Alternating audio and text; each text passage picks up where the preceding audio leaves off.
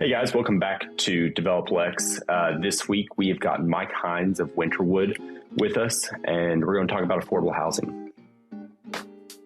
Affordable housing was an interesting thing that I didn't know a ton about before this interview.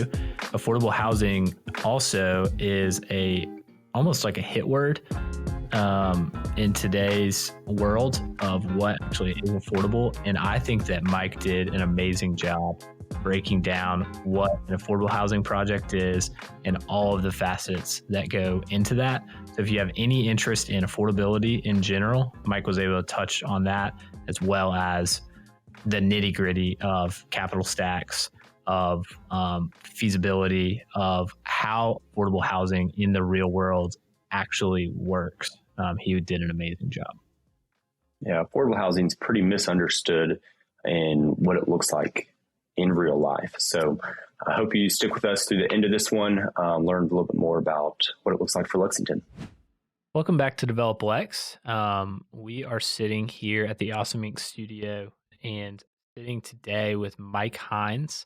I'm going to let Mike introduce himself, but we just talked about the titles and the company names. Mike is the president, CEO, and principal broker of Winterwood. And the reason, and we'll again talk more about this, but a huge reason that we wanted to have Mike on in particular was affordable housing and the emphasis on affordable housing as we continue to go through this show.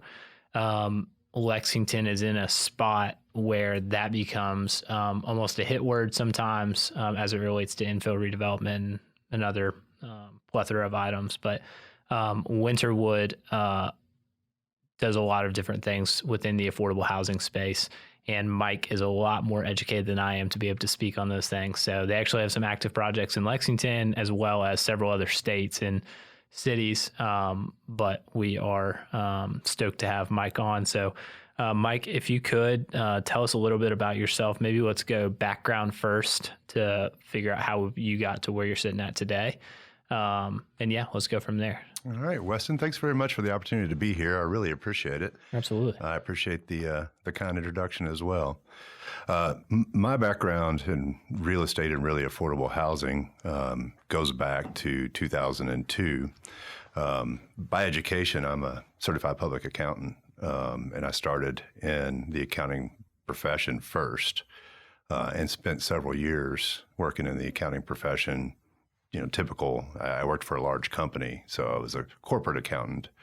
But that company was leaving the Louisville market, which is where I'm from, and consolidating operations in Chicago, and had made me an offer to move with them. I took an interview with a housing development company in Louisville, much smaller than the company I lead today, and was fortunate enough to get the job and was able to stay here and not have to go to Chicago to keep my employment with that company. Started out as a financial analyst using my accounting background, and I also have a master's degree in finance. So using my accounting background, starting from that perspective, and really once I got into it, and I think most practitioners of affordable housing would probably say the same thing, that once it gets in your blood, you just kind of fall in love with it. And that was certainly true for me. That's 22 years ago now. Okay, 22 years ago. Yeah. And so can you talk a little bit about the trajectory? Obviously, you didn't wake up the year, 21 years ago and sit to where you're at now. How kind of has the trajectory of your career looked and to where you are? I've been fortunate to have a lot of mentors along the way, a lot of people who gave me a hand up, who gave me a chance when I really might not have deserved one or warranted a chance. And I think that is half good fortune in my case and half hard work. And, I'm willing to work as hard as anyone and put in the effort and put in the time, but without some really nice folks along the way and giants of our industry really giving me a hand up, I may not be here today. Yeah. So I started as a financial analyst, worked my way into the vice president's role at that company, spent several years as a vice president, actually at that point was debating leaving the company, but then the president at the time chose to retire, and so I became president of that company and served as president of that company for 8 years. So I spent a total of about 15 years at that company, working my way up that company. And from there, and that was a great opportunity for me. It afforded me a lot of knowledge, a lot of experience. It gave me a lot of room to learn, a lot of room to make mistakes and learn from my mistakes. And I think that's important to anybody's professional development, is to learn from your mistakes. Yeah. But really gave me a good shot. And then 6 or 7 years ago, talked to the principal at Winterwood. No, I'm not the principal, but talked to the principal at Winterwood, and she offered me a job to come and take over the operations for Winterwood. And I had worked with Winterwood from my other perspective. I knew them, respected them, and joined the company, I guess, 6.5 years ago. And it's been a great experience. DevelopLex is sponsored by SVN Stone Commercial Real Estate, a full-service commercial real estate firm located in Lexington, Kentucky, affiliated with the SVN International Network, which is comprised of over 1,600 advisors and staff and 200-plus offices across the globe. The SVN Stone team consists of experienced commercial real estate advisors in the heart of the Bluegrass. SVN provides commercial real estate services to large corporations, middle market businesses, and individual entrepreneurial investors. Serving the greater Lexington area, SVN offers advisory services for sales, leasing, management, and development of commercial properties locally, regionally, and nationally. With transaction volume of over $400 million, the advisors at SVN Stone Commercial Real Estate have vast experience and deep understanding of all aspects of commercial real estate. So yeah, maybe let's talk about specifically Winterwood, and then we'll go into, actually maybe let's reverse that. Let's go affordable housing, because there's obviously a big emphasis on affordable housing for your company. And maybe if you could give just kind of a high level definition of affordable housing and what you all do, and then we can talk specifically Winterwood and what your day-to-day looks like. Yeah, defining affordable housing is interesting. you ask different people, you're going to get different answers. Isn't there a difference between like capital A versus not? Am I thinking of that? Did I just make that up? No, I'm not familiar with that. Looks like I made that up. But it doesn't mean anything. You might be able to see it on video. He looked at me as if I made that up, so I think I made it up. It may not mean anything, or it may mean something very significant. Yeah. Fundamentally, housing affordability is a supply and demand issue. Fundamental real estate market stuff. Along the way, just in my personal background, along the way, I became a broker, a licensed real estate broker. It was very applicable to what I do. I went through the CCIM courses, was able to become a CCIM, Certified Commercial Investment Manager, or member, sorry, not manager. And, there's a lot of data analysis, market analysis that comes along with that certification. But at its base, affordability or the lack thereof is a supply-demand imbalance. Now, different people will define affordable housing differently.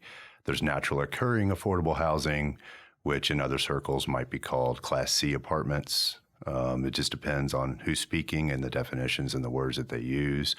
There is incentivized affordable housing. You had a guest on, very knowledgeable guest. I've known her for a long time. She was one of the podcasts I burned getting ready for this interview. Yeah.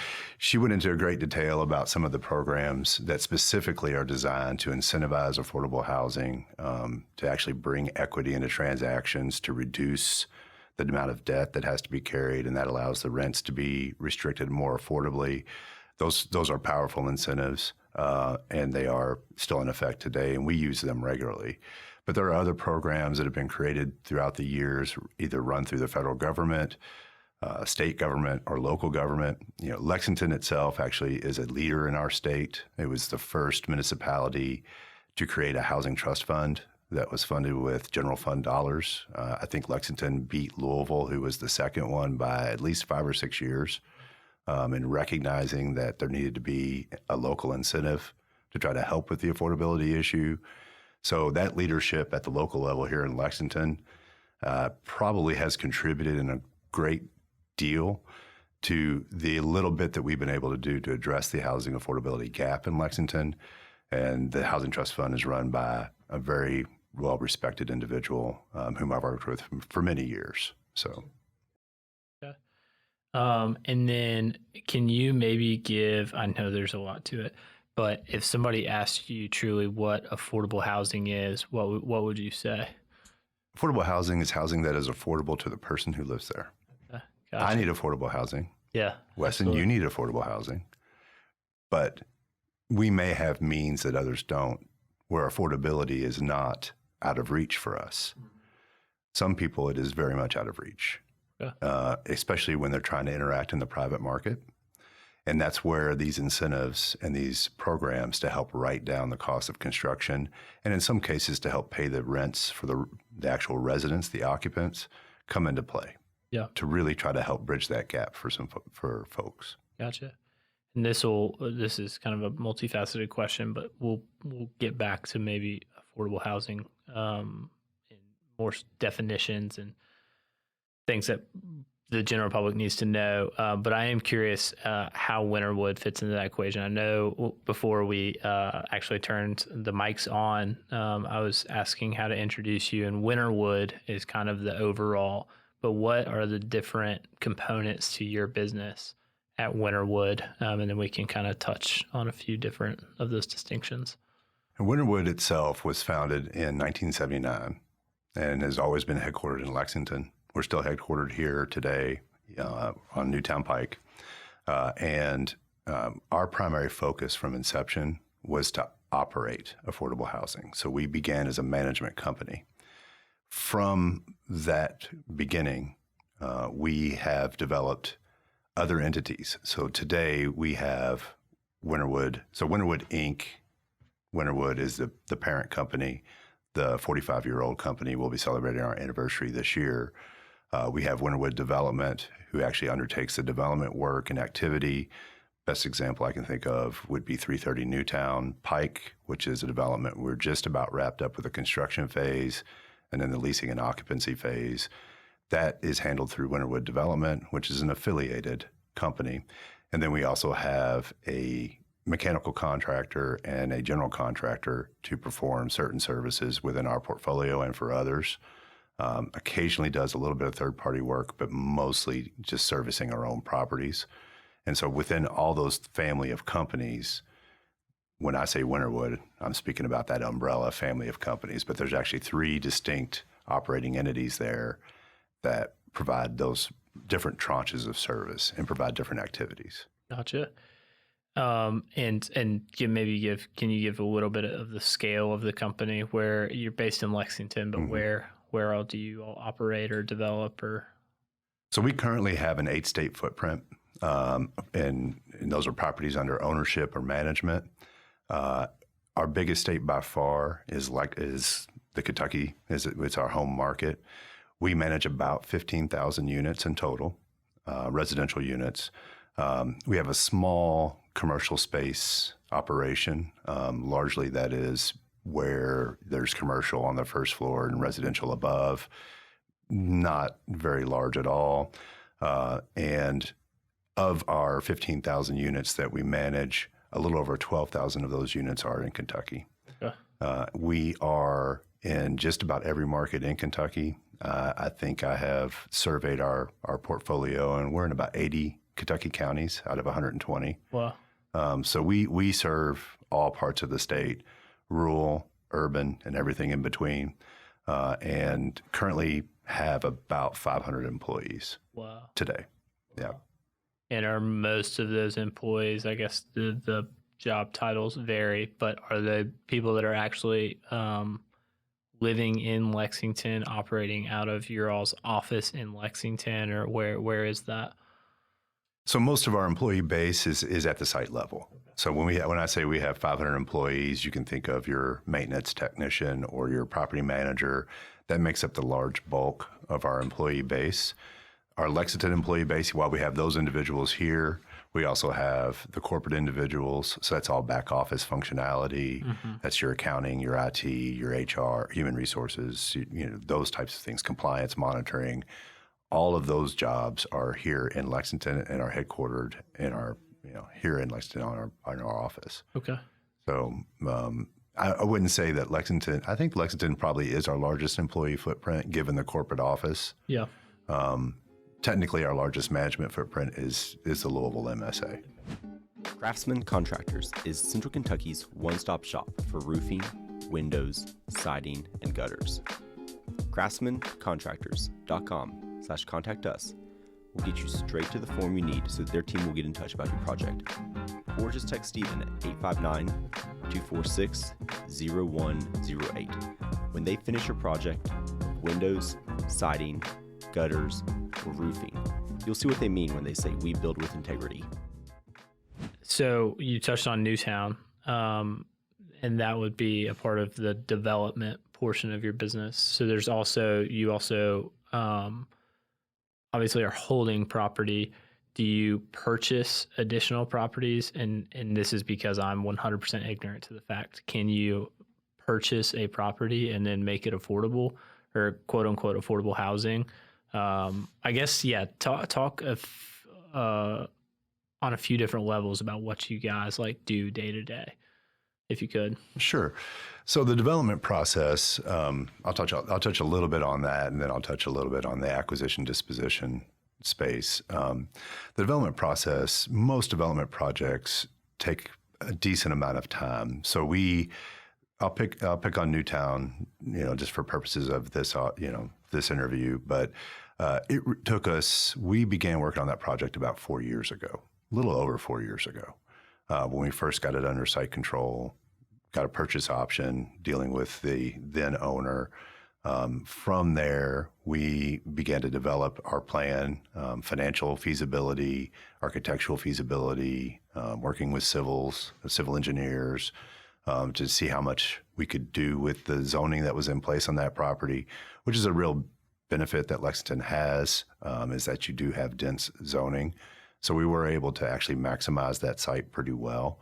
And today we're just about done with construction, and mostly leased up. We have a little less than half to go on the lease up, which has gone extremely well. And then finishing out and leasing up the commercial space.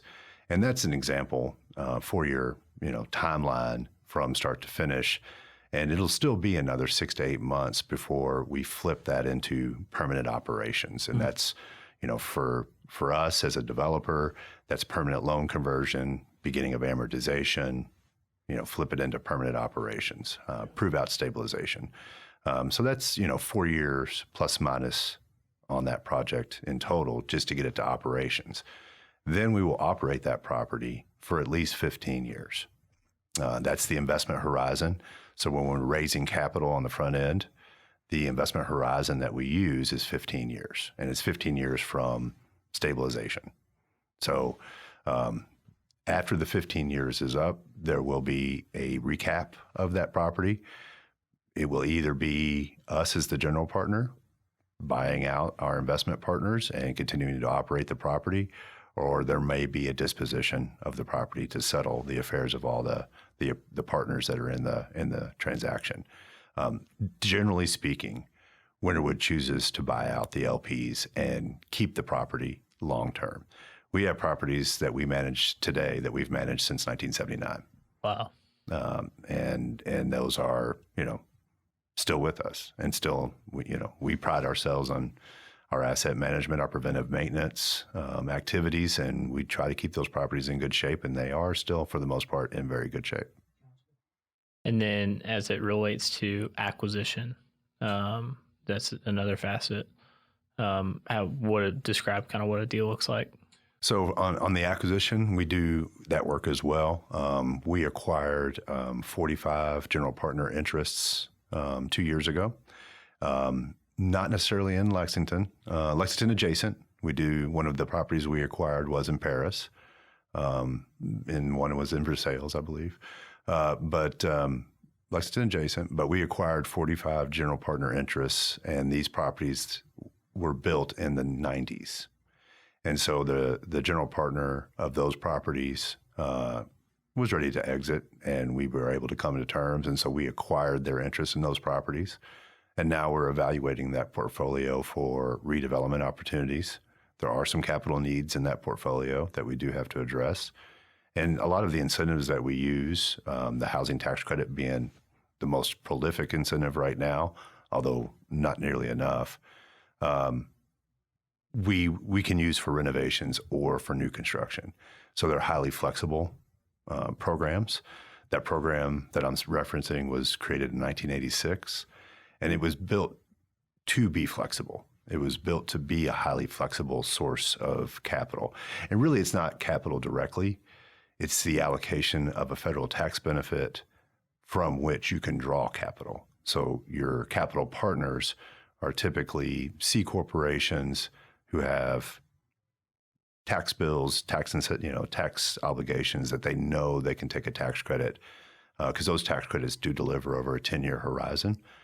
And those can be banks, those can be insurance companies, those can be syndications of companies, many companies pulling together and doing an investment. They can also be not traditional companies that you would think of, distilleries, horse tracks, things like that. Yeah, absolutely. So there's further incentive for somebody to propel development or to invest in your company effectively in order to build or acquire affordable housing.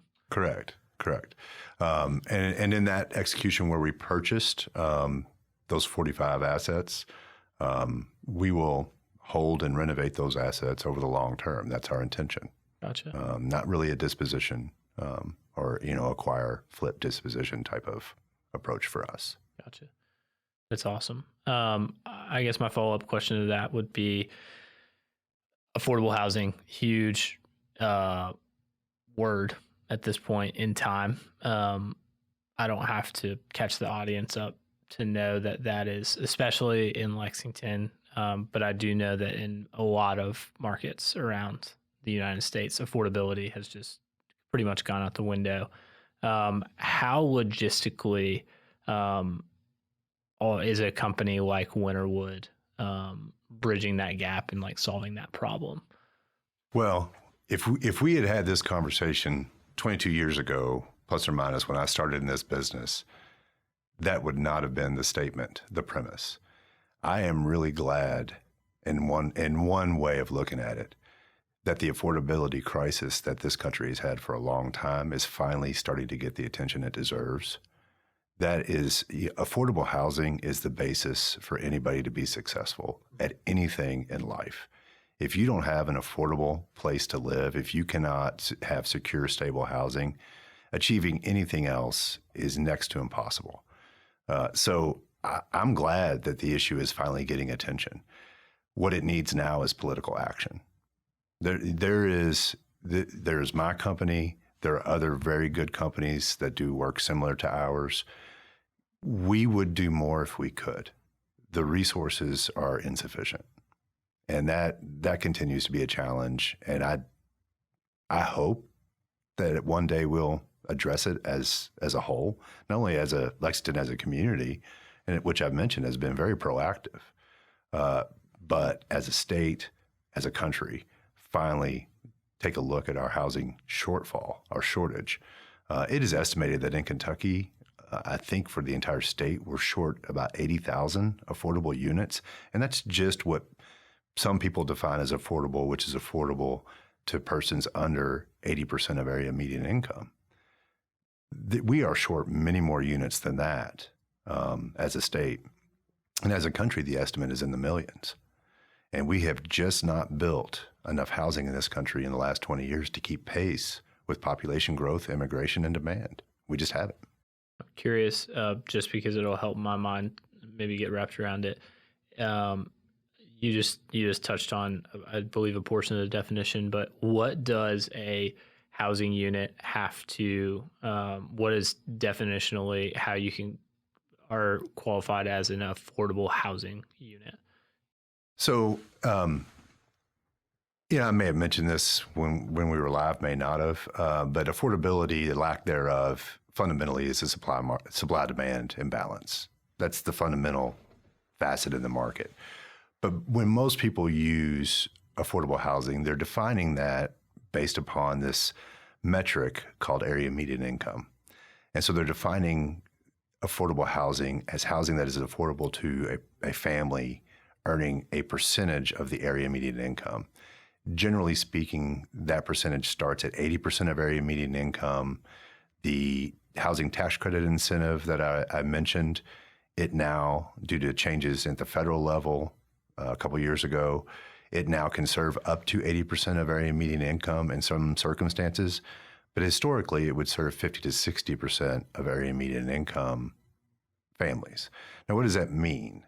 The area median income for a family of 4 in Lexington, and the median being 50% of the population is above and 50% of the population is below. So it's not an average, it's a median. The median income in Fayette County for a family of 4, I believe, is right around $80,000. So when you're talking 60% of area median income, that's about $63,000 a year. Well, families that make $63,000 a year for a family of 4 are working families. Oftentimes you have 2 earners in that family, but the gap to them to find safe, affordable housing in the open market is pretty significant. Market surveys in Lexington for 2 and 3 bedroom units, the rents are effectively unattainable for a family at that income level. And it's not for a lack of effort by that family.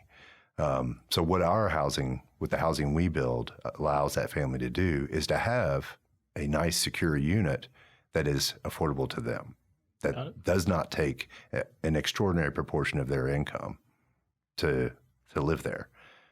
And that is really the crux of what affordable housing is, I think, in most people's definitions. And logistically, and this might not be a solid percentage, but what is the average estimated percentage of what people's income should go towards housing? Is there a exact percentage? And then maybe what is average in Lexington? So the guidance is, the federal standard is that people should not pay more than 30% of their income for housing. Gotcha. So excuse me. Just as rough math, so let's call it 16 or 60,000. You're at, what is that, 18 would go towards housing. Yes. So if you have a family of 4 and you have a budget annually of 18,000, that equates to a monthly rent of about $1,300 without pulling my phone out and doing math. Go find a 3-bedroom apartment in Lexington for $1,300 a month. Yeah. And see what you can find. Yeah. I would challenge anybody to do that. I remember in college I paid $312.50 to essentially live in a shoebox on campus that would not sustain a family of 4. No way. So yeah. And if you did find something, I would be concerned about the safety and the habitability of that housing. Gotcha. And so, and this will kind of play into my next question, and so the goal and you touched on incentive that you're under resourced. But so the goal of building affordable housing and deeming something as affordable housing would be, is it purely government incentive to make up that gap between what somebody is actually logistically able to pay versus what the area median income is? That's where government would then either A, incentivize an affordable housing developer, or B, do they actually add money to the rent paid by the tenant? How does that logistically work? It can be both, we have to recognize. So people focus on the government incentives for rental housing. Excuse me. So people focus on the government incentives for affordable rental housing. We have to recognize that the government, especially at the federal level, subsidizes housing for most people. In fact, 75% of the federal housing subsidy is realized by the mortgage interest deduction for homeownership that most taxpayers take advantage of. The remaining 25 to 30% is incentivized for rental housing. And those incentives come through 2 or 3 ways. They come through the affordable housing, the housing tax credit that I mentioned.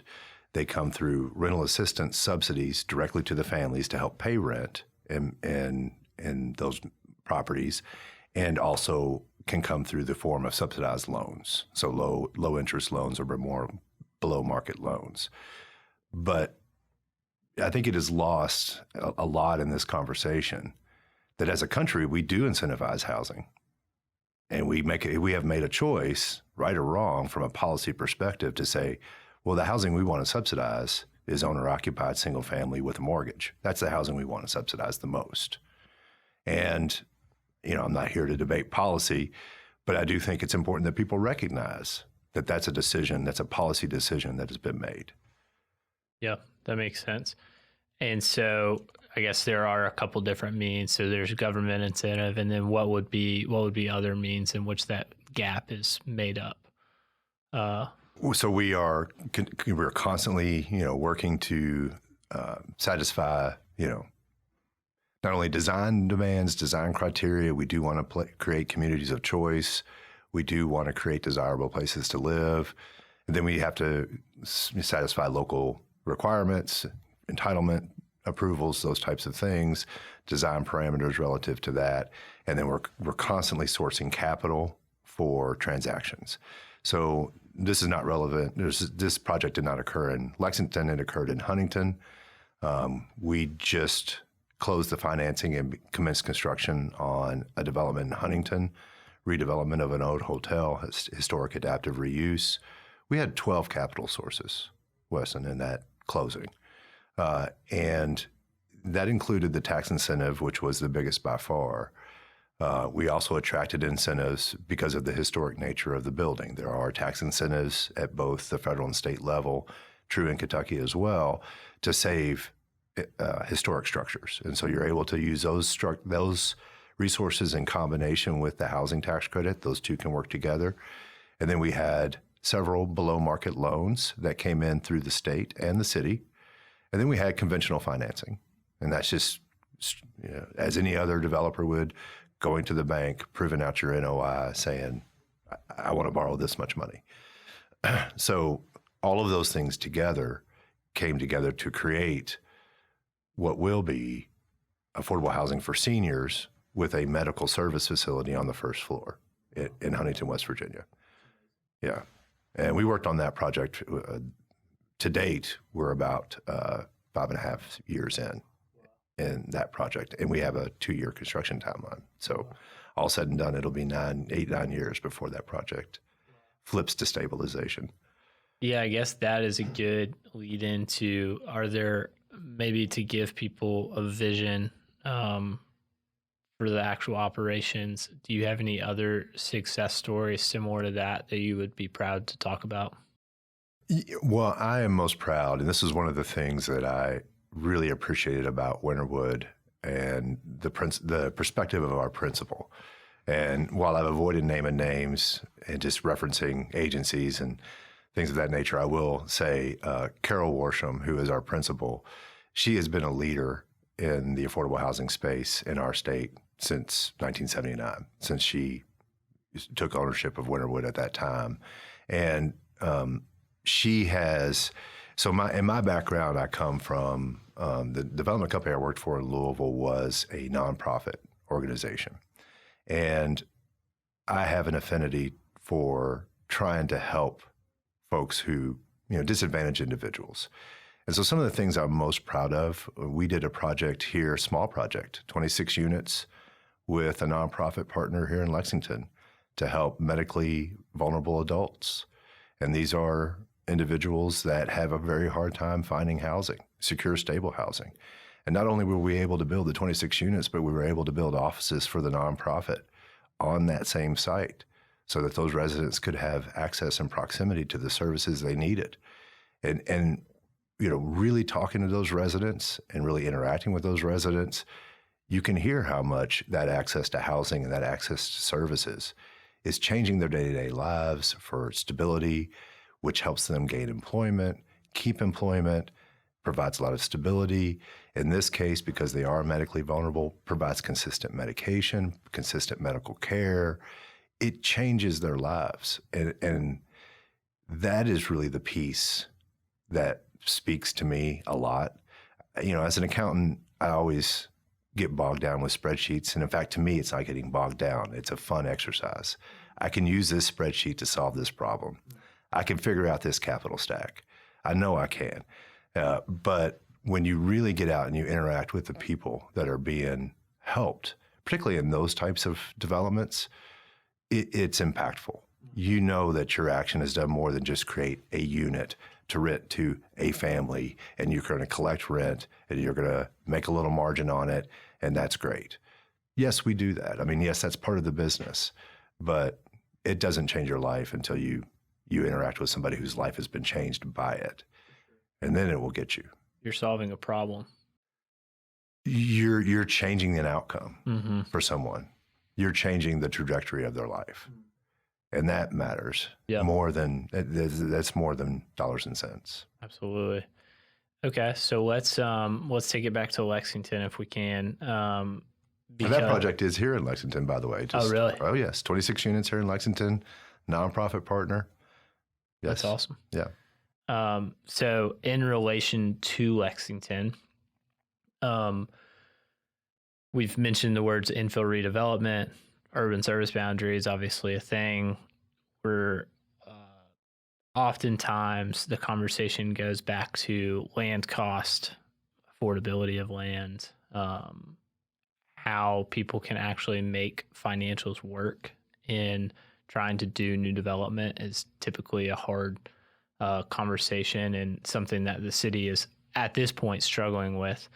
How does a company like Winterwood address that issue in a city like Lexington? Like how does Winterwood get deals done and like actually get projects going in a city like Lexington now?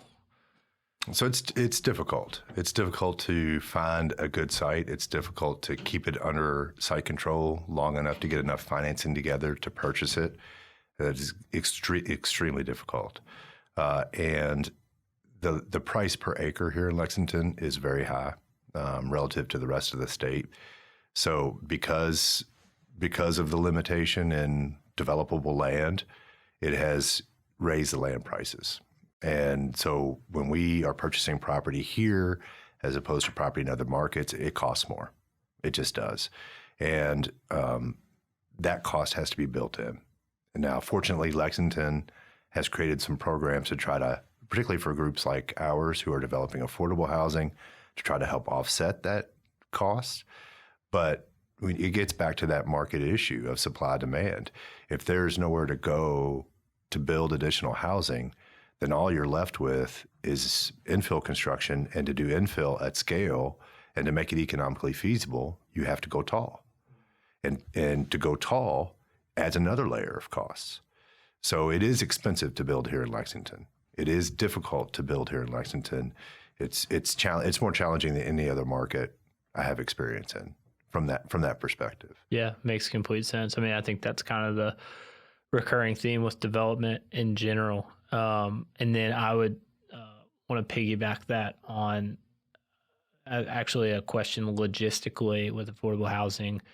In theory, these people's that you would be serving through the venture are under the median income level. So access to services, I would think, is also limited. Walkability maybe, or public transportation could maybe be an issue because theoretically with affordable housing, there's still places to build in Lexington, but you continue to go farther and farther out, and that may not help the residents that are actually occupying that affordable housing. Is that the case? Do you see more affordable housing closer to city centers where there's access to more services and amenities, or is a strategy moving forward in Lexington? Say in a crazy world, we open it up and we can just keep going out.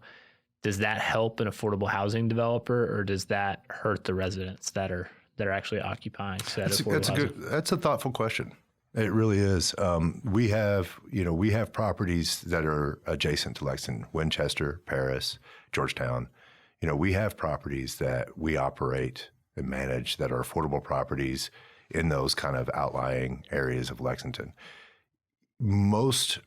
If you want to live in Lexington, you work in Lexington, and you want to have proximity to the amenities and the services of Lexington, you're really going to want to build in Lexington. I mean, that's really, we should be, as a community, in my opinion, building housing for people who live and work in that community.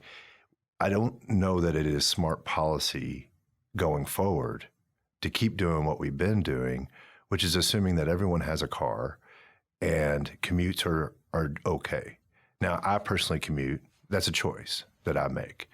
But it's not a choice I would have to make.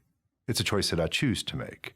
I don't think we, as from a policy perspective, should continue to think that, well, people can just live 30 minutes out and drive in. I think that is an old way of thinking, and I think that deserves a policy review. I really do. We should be really trying to build housing where people want to be. And that's what creates vibrant communities. That's what creates, when you go places, and Lexington's got a pretty vibrant culture and a pretty vibrant downtown. When you go there, the people who are there are people who live here. They want that life. They want to live here. They work here. We should be able to afford as much of those opportunities to people who want that as we can. Yeah, I think. Yeah, and this is all a matter of my personal opinion. Sure. Yeah, this is opinion of Mike Hynes, not necessarily speaking on behalf of Winterwood, and this is an opinion of Weston Lockhart. I would say to that, I think it becomes then difficult, and we go back to the same conversation that we continue to have, and that I think that people have to think through for themselves of growth in some capacity. I think I can't remember what episode somebody said, if you're not growing, you're dying, which I can subscribe to that. And then growth in some capacity is imminent because we do have a vibrant city that people want to be in. And so to follow that up, then you either have to go up or out. It's very clear that we don't really want to go out, and I don't necessarily have a problem with that. But then you have to look at yourself and say, are you allowing us to go up? Mm-hmm. Are the infill projects that are taking place in the city, if a company like Winterwood, and this is not a case that has happened that I know of, but if a company like Winterwood goes and puts a property under contract and says they're going to build an 8-story building, are you showing up? Are you one of the hundreds that show up and say, no, we don't want this because we don't want to look at it? But all the while saying that you want affordable housing in the city, it's just a very difficult thing that we've had to navigate for a while. But I feel like it's really been an issue as of late. So that's just my opinion. And I feel like on the affordable housing episode, it has to be said that that there are, I think in theory, everybody loves affordable housing, but and the thought of inclusivity. But if you're not pro one of those two, then you're probably going the opposite way. I think that's a fair opinion. Yeah, it's with most challenges, you get 3 variables, and you have to be able to modulate at least 2 of the 3 to impact an outcome. Yeah. And so you either have to have density, height, expansion, or reduction of costs. And any combination of the 2 of the 3 can help alleviate the condition. But if you take 2 of those options off the table, you can't do it. You're not going to do it. You're not going to do it from a broad standpoint. That makes a ton of sense. I guess we can kind of begin to taper down the interview. In Lexington in particular, at this point in time and at the beginning of 2024, what do you think some things that Lexington actually needs to do? Maybe you can speak even to Kentucky in general. You talked about policy. What are some things that need to happen to help solve the issue that has kind of been created with affordable housing? So I'll start with the state and then finish a little bit locally. At the state level, I serve in a volunteer capacity on a board of an advocacy organization. For the last 6 years, we have been pressing the state legislature to create some policies around additional funding for affordable housing that would be statewide. Those can include state tax incentives. Those can include low interest loans. But we have been encouraging the state for 6 years now, take action on this issue. it is only the last 2 or 3 years that message is starting to resonate at the state legislature level, that people are actually hearing. I guess they're actually hearing it in their home districts a lot more. And I'm hopeful that this year will be the year. It is a budget year in Frankfort. I'm hopeful that this will be the year that the legislature does take some action to try to create additional resources at the state level that our group and others could access to address housing needs in Lexington and other communities as well. So at the state level, the time is now. Call your legislator. At the Lexington city level, continuing to solidly fund your housing trust fund. That flexible tool, it is well run. There's a good board. There's a good executive director there. That is a good place for local funds to go to be able to continue to incentivize development in Lexington specific to affordable housing. And that housing trust fund, as I mentioned, I think is the first one municipally created in the state of Kentucky that I'm aware of. And it has been the leader for a long time. There's, every city has budget discussions. Every city has competing priorities. I think housing has to stay at the top of Lexington. I hope it is at the top of Lexington's priorities. I think it has to stay there. The challenge that Lexington has today is only going to get worse. The population growth here, I think over the last, I looked this up, I don't remember exactly how far it goes back, but Lexington has outgrown every other municipality in the state of Kentucky, I think over the last 10 years. If you keep going, if Lexington keeps going the way it's going, there's going to become a point where there absolutely will not be anywhere else to go tall without taking out historic structures, without, redefining neighborhoods in a significant way. It's going to be a real pain point, and affordability is going to be further and further out of reach over time. And the reason is because the community is great and people want to live here and people want to be here. And that's a great thing. So let's make the places for them to be.